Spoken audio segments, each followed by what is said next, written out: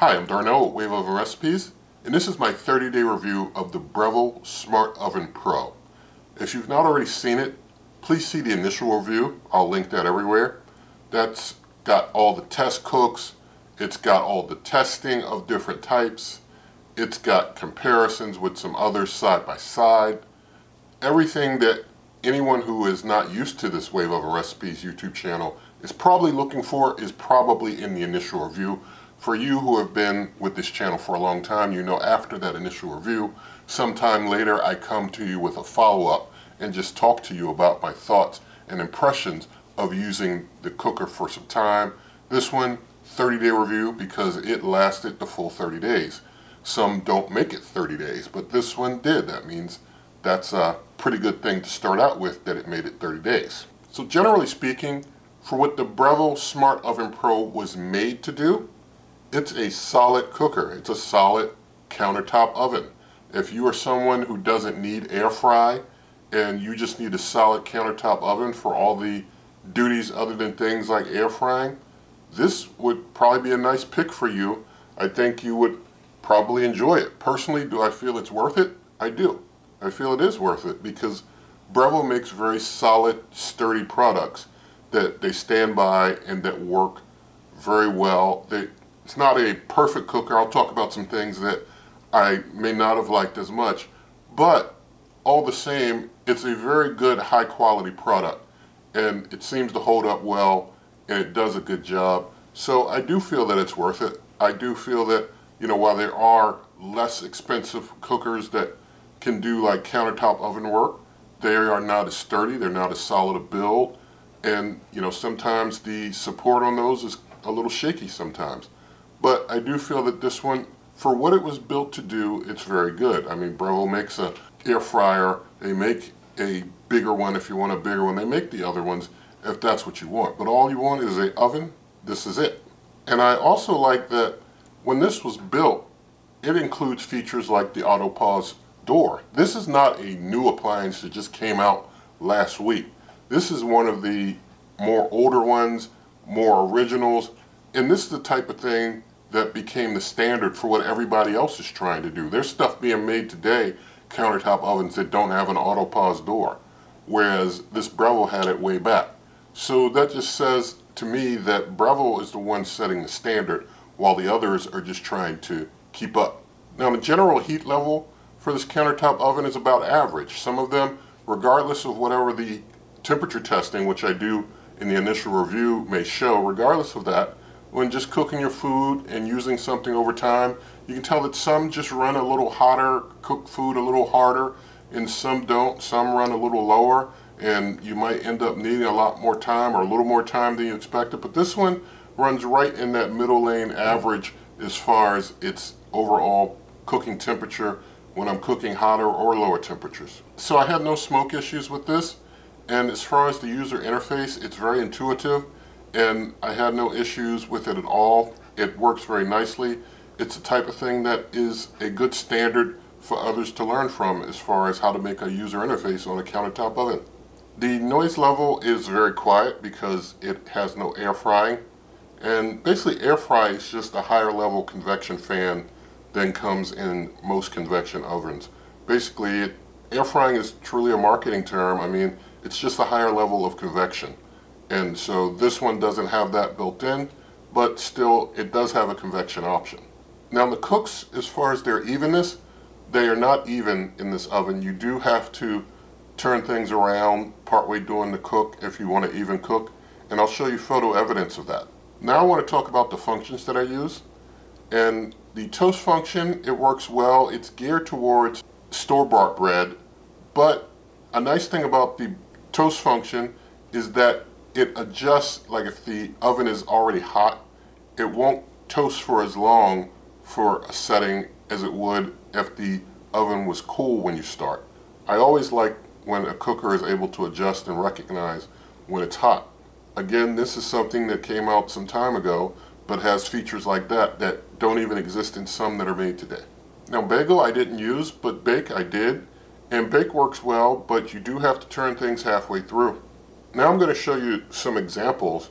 In the first one, I baked some peanut butter chocolate chip oat bars, and I baked those at 350 degrees for 20 minutes. And I turned the pan halfway through, and everything cooked evenly because I turned it.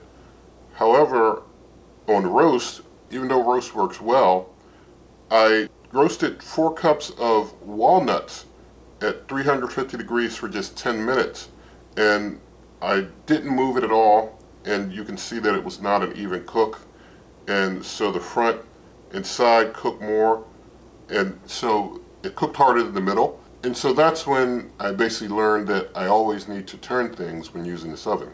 Also, on roast, I roasted 4 cups of hazelnuts at 375 degrees Fahrenheit for 12 minutes, and I never moved them.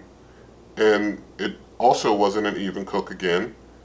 And so it just proves beyond all doubt that you have to turn things to get an even cook. But when you do turn things, you get an even cook on your baking and your roasting. Now, broil I didn't use, and I will say that I was a little concerned about broil because that top rack is so close to the heating elements. I didn't want anything that I was broiling, maybe it might have a piece that sticks up a little bit or something and touch the heating elements, and then I would have a smoke situation on my hands. Pizza I didn't use. The cookies function does work well, and so I always enjoyed making cookies in this. The reheat function works great. I don't use a microwave oven, so anything that I was cooking or heating was being done in here, and it does a great job on the reheats. The warm function also works very well, and if you're going to be maybe eating something 30 minutes later from when you put it in, or maybe even longer, you can use the warm function to do like a gentle, slow reheat, and that works out really nice. And slow cook I didn't use. Now, as far as cleaning, it was very easy to clean. So I'll just show you inside really quick that things, nice and clean in there. The accessories, I didn't use the pizza pan really for anything, so that's fine. The other accessories here, you can see, it got a little bit of stain on there, I guess, that stayed on, and you can see that there, but generally everything's pretty clean. So now I'm going to talk about some comparisons, and if I don't mention a comparison that you're interested in, then I do recommend that you check out the review here on the channel for that. There are well over 100 countertop cookers that are reviewed here on the channel, well over 1,000 videos doing different types of cooks and reviews with different types of countertop appliances. So there's a lot here to check out. So first I'm going to compare this to the Breville Smart Oven Air Fryer Compact. And I will say that I prefer the Breville Smart Oven Pro over the Smart Oven Air Fryer Compact. Even though the Compact has the air fry option, this one was built when things were just built a bit more sturdier than the Compact build that's more new. And also this one has a user interface that I prefer. So I really enjoy using the Smart Oven Pro a little bit more, well, a good bit more, than the Smart Oven Air Fryer Compact. And comparing this to the Bella Air Fryer Toaster Oven, I prefer the Breville. I do just like the sturdier build, plus it's got that nice user interface, so I really like it. Now this Breville Smart Oven Pro versus my current champ, the Breville Smart Oven Air Fryer Pro. I do prefer the Breville Smart Oven Air Fryer Pro, and that is going to remain my champ. It's bigger, it has more functions. It's also got better memory, like when you're unplugging and things, it doesn't like do any types of resets or anything of that sort.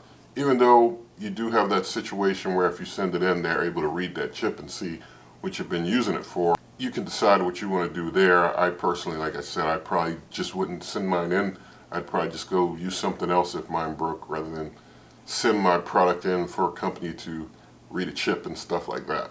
Now I do hope that you did enjoy this review, and nothing in this video is sponsored, nothing giving to me. And so there are lots of ways to help the channel. I do appreciate you who watch the ads. Also, there are YouTube memberships. If you choose that, you get videos a bit in advance of everyone else. Also, there's the hype button if you want to share the video to more people that way. Also, there's the just regular old share button where you can share it directly with your friends through whatever method you choose.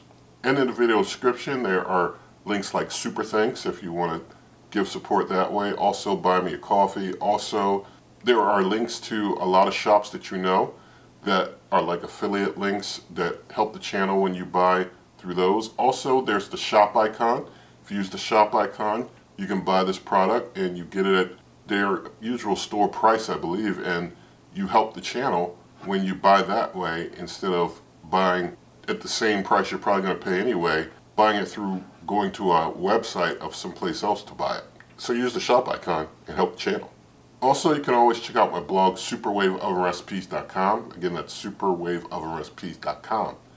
And so with all that said, please do give it a thumbs up, and you can always subscribe, hit that notification icon, and good eating.